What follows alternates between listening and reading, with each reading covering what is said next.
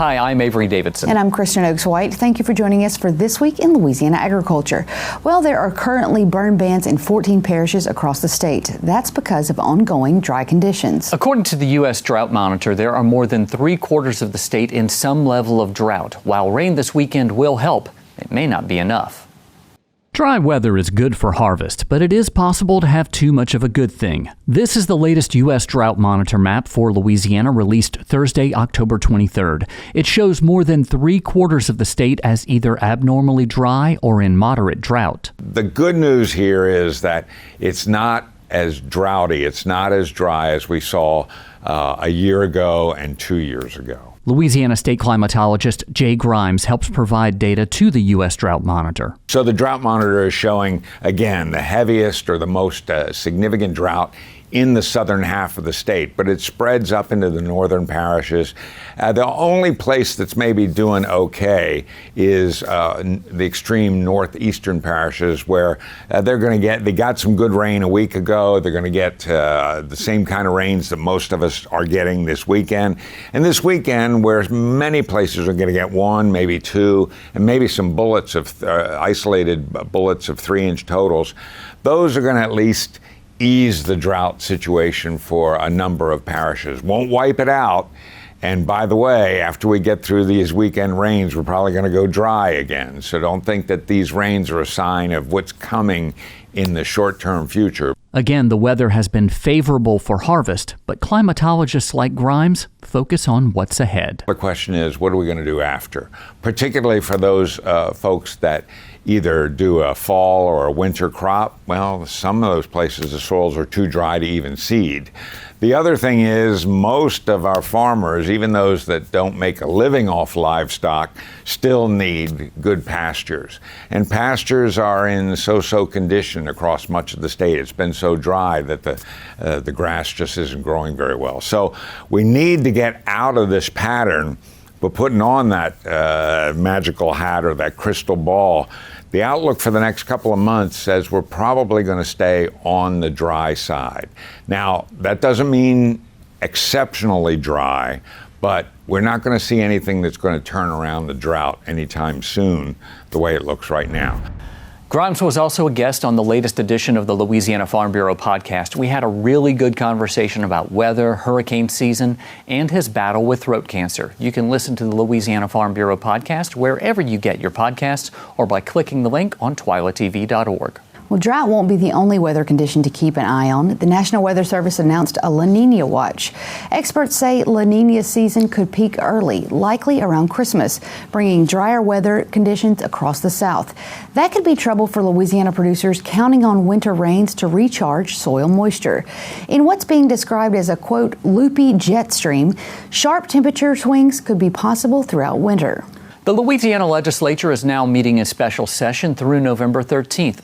Ahead of that session, Baton Rouge area lawmakers took time to meet with farmers and ranchers at the Louisiana Farm Bureau state office. Louisiana Farm Bureau members are holding informal gatherings like this across the state. It's a chance for those volunteer leaders to speak face-to-face with their representatives and senators about the issues important to them. At the Baton Rouge meeting, Representatives Vanessa LaFleur and C. Denise Marcel posed on the TWILA set, while Representative Dixon McMakin took selfies at Kristen's desk. All kidding aside, these meetings are vitally important to ensure lawmakers know the issues facing farmers and ranchers and see Louisiana Farm Bureau as a valued resource. U.S. cattle producers are concerned about President Donald Trump's suggestion of importing Argentinian beef to lower grocery prices. The National Cattlemen's Beef Association says the move would do more harm than good, warning it could undercut American cattle producers and expose the U.S. herd to animal health risk like foot and mouth disease.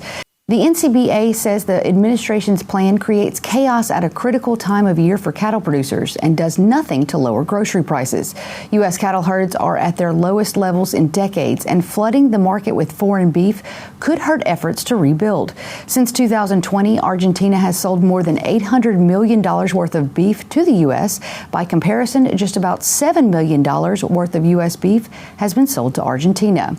Louisiana's 11 sugar mills are running at full steam this week as sugarcane harvest is underway.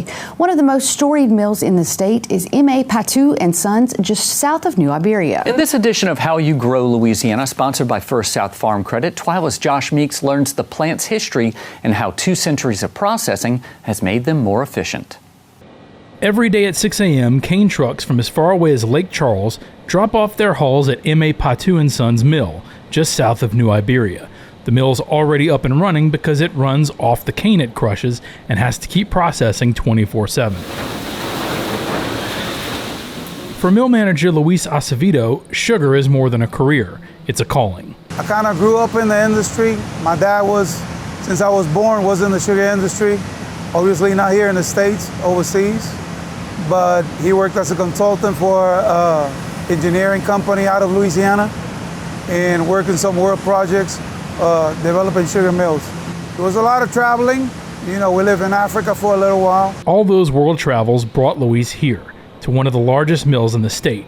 He oversees the operation from the dumping of sugarcane trucks all the way to checking the quality of processed sugar crystals. At the end of the day, we have to recover everything that the farmer brought us. They grew the cane, and we have to extract that sugar to the maximum efficiency possible in the plant. That's something he's perfected over his 30 years at the mill. When I started in 1996 at Sterling Sugars, we were recovering around 200 pounds of sugar per ton of cane. Currently, we are around 245 to 250. This mill is full of stories like that. It's been around for 2 centuries now. It's a legacy that CEO Randy Romero is proud to preserve. Back in the 70s, there were as many as 40 plus little sugar factory plantations across the Teche and the river regions. Today there's 11 sugar mills in Louisiana. The Patout family owns 3 of those 11 facilities. M.A. Patout was one of the most notable women of the 19th century. She led by innovation, which the company still strives for today. It's the only mill in North America that uses a diffusing system to extract more sugar. We were the first ones to apply it into sugarcane here in Louisiana and in the States, actually. Acevedo hopes to continue innovating. He's even inspired the next generation of sugar mill workers, his nephews. One that graduated from LSU in May, and he's just started, this is his first crop season working for us. And there's other 2, one in LSU and one at UL, studying engineering, and as the next generation of sugar man. There's a lot of history in our industry, family farms, generational farms. We really need a lot more young people to kind of grow our industry. We have some of that going on, but I think it's like sugar in your blood. Reporting from New Iberia for This Week in Louisiana Agriculture, I'm Josh Meeks. How You Grow Louisiana is brought to you by First South Farm Credit. In Louisiana, First South is how you grow.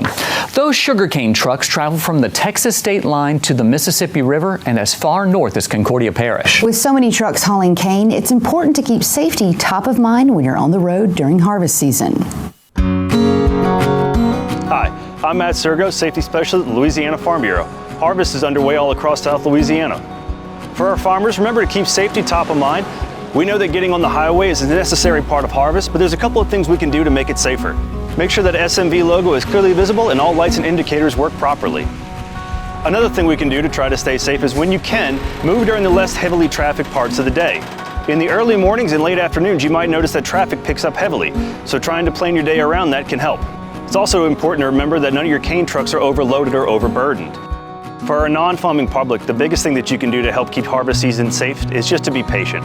Remember that these are our neighbors, they're trying to help put food on our table, and they do have a legal right to be there, so they'll do their best to work around your schedule, and if you could, please show them the same courtesy. Texting and driving, and just distracted driving in general, continues to become a problem all across this country. It only gets more dangerous whenever we start inviting heavy equipment onto the roadway. Please remember that sugarcane stalks grow very tall. You might not be able to see what's around the next bend, so remember to slow down. Also be mindful, if you see signs that a loading site is up ahead, heavy equipment might be entering the roadway soon. Remember, farmers are doing their part to put food on our tables, so let's do our part and help make sure that we can all get home safely to our families at the end of the day. sugarcane harvest runs around 100 days and should conclude sometime in January. Well, something's growing in the heart of New Orleans. It isn't just urban agriculture. It's a movement to get people connected back to their food, especially in a city where it's so important. This week, TWILA's Neil Melanson shows us the sprouting connection between growing food and the people who love it.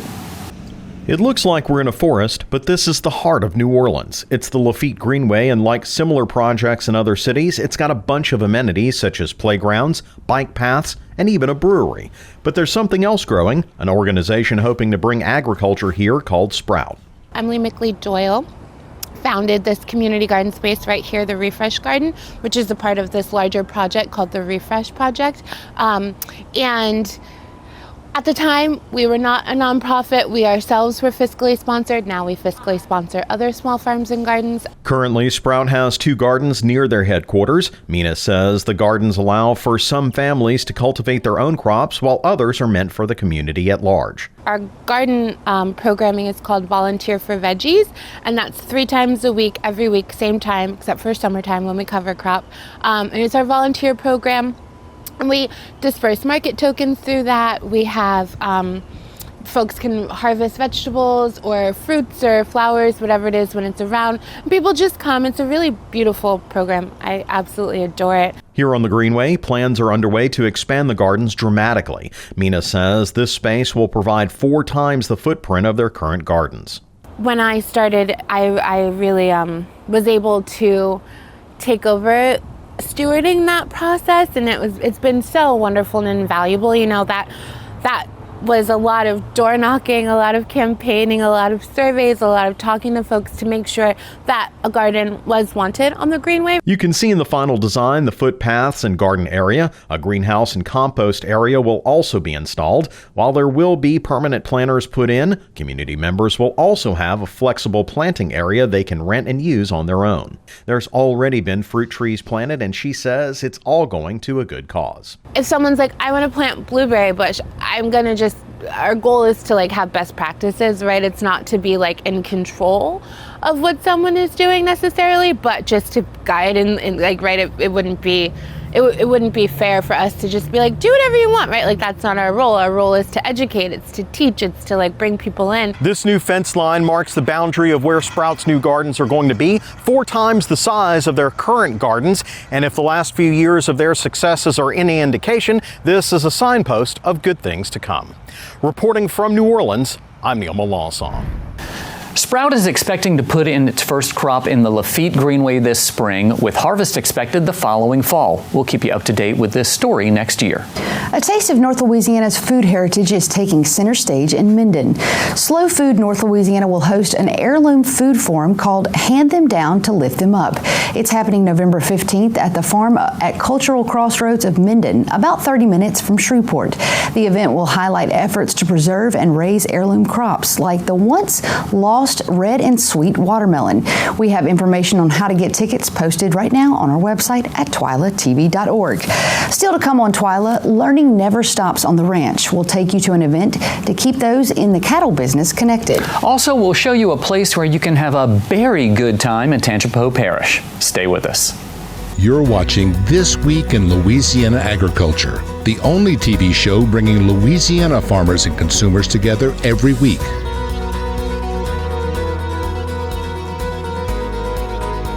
A big part of farming and ranching is continuing education, and Louisiana Farm Bureau aims to give producers the best tools they can for the best crop.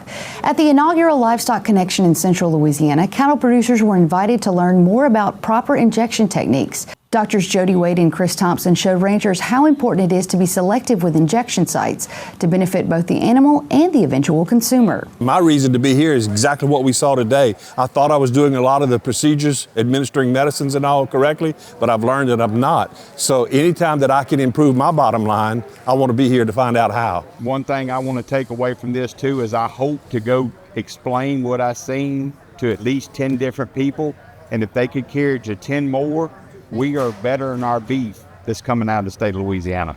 Livestock Connection also included a farm tour and a party hour with a live band. You pick produce and field trips. They're two core ingredients to running a successful agritourism business. And with it being harvest season, now is the time to capitalize. That's exactly what's happening at one Tangipahoa Parish farm, welcoming kids and adults of all ages. TWILA's intern Alexandra Kling takes us to Liuzza Land. Liuzza Land spreads over 200 acres and is located in the heart of Tangipahoa Parish. It is filled with educational activities and hands-on experience for children and adults to learn more about where their food comes from. The owner, Elizabeth Liuzza, says it's been a long and rewarding journey building what you see today. I like to create things and watch from a distance how they expand. And when I walk through and see all the goodness that comes out of what we're doing out here, good, wholesome fun. It's so rewarding. Liuzza Land can host up to 500 people a day. Many schools come out on field trips to become a farmer for the day and to visit the pumpkin patch. So when the kids come out, we take them on a very educated, guided tour. So they come out and they are our farmers for the day. So they come and they harvest goods. They also plant bean stalks. We give them containers with lids where they can plant their own bean and grow their bean stalks. Students enjoy walking out in the fields and picking the beautiful flowers with their parents. And the teachers love that because a lot of them are doing this in the classroom and they can bring their kids out and see this, actually going on. I would say the zip lines are one of the favorites because they're just fun. They get out their wiggles and their energy. Kids are able to have fun while learning more about agriculture. Liuzza Land is more than just farming. It is also where some people say, I do. So the venues are, I call it an accident. I never thought I would be creating people's hopes and dreams, but that's pretty much what we do out here. It's fall, y'all. Do yourself a favor and come on down to Liuzza Land. It has beautiful weather on this great outdoors and tons of activities for kids and adults as well. For This Week in Louisiana Agriculture, I'm Alexandra Kling. Admission is $10 and includes a corn maze, zip lines, and a petting zoo of farm animals. For information on a visit, check our website, twilatv.org. Still to come on TWILA, would you live in a grain bin? Don't answer that question until you see this week's TWILA Boost. But first, Louisiana Farm Bureau is helping keep children warm this winter. Find out how up next. My motto has always been, if I don't eat it at home, we're not serving it at the restaurant. It's got to be good. We are in Denham Springs at Don's Seafood. They've been in business 90 years, second generation. The original store was downtown Lafayette. Now we have 6 stores, Lafayette, Gonzales, Metairie, Covington, Hammond, and Denham Springs. The I-10, I-12 corridor, we got it covered. We serve good, high-quality local seafood. The shrimp, the oysters, the crawfish, and the catfish. We've been doing business with the same catfish farmer for almost 60 years. We got some fresh farm-raised Louisiana catfish right here that we have custom cut by Harry's Pride. We'll batter it up, season it up with our own homemade seasoning. Make it look pretty, go straight in the grill. We started back in 1934. We are celebrating 90 years this year. This business was based off of them fishing, catching products, and selling it in their own restaurants. We like to say we were farm to table before that was even thought of. Yes. Before anybody put it together. I'm gonna go ahead and introduce y'all to our jacked up shrimp. We start with some fresh Gulf shrimp, peeled the vein. We put them into this, it's called an Able skimmer pan. We take a little garlic butter, and then we take our homemade jacked up mix. This is pepper jack cheese, bacon, and jalapeno. And we'll kind of mix this up and kind of move it around on top of there. Spread it out kind of evenly. Next we'll go into the oven with it. Tell us about your oysters. Okay, so these are Gulf Bluecorn oysters. Most of them come from the Hopedale to the Chapelin River. We try and focus on private leases because they're able to control sizing a lot better, and we get a good consistent product. Because when you're going through 10,000 oysters a week, you got to have something that's pretty consistent to serve to your guests. Absolutely. We have the finest and the freshest and the best. And then when you add those Cajun and Creole recipes and those family recipes, that's what makes it very special. So Don's Seafood is a certified Louisiana restaurant, part of our certified family of companies. And if you look at the ingredients, they're using certified Louisiana ingredients. And so tried and true, just a family business, certified Louisiana. It just doesn't get any better than that. To be in the restaurant business, you gotta love it. We used to work 7 days a week, can to can. We did that for quite a while. My employees won't believe that, but at the end of it. But we used to do that. We actually did. I might not either. Look at all this magnificent seafood. Tell me what we have here. This right here is jacked up oysters. Jacked up oysters. Some jacked up shrimp. That's the seafood platter over there, I believe. This is Cajun catfish, crawfish etouffee, charbroiled oysters. Man, we gotta eat. We gotta eat. So y'all come on down to Don Seafood and experience Louisiana. Certified Cajun, certified Creole, certified Louisiana. Certified Louisiana's Crawfish Tales with Commissioner Mike Strain was brought to you by the Louisiana Department of Agriculture and Forestry Certified Louisiana Program.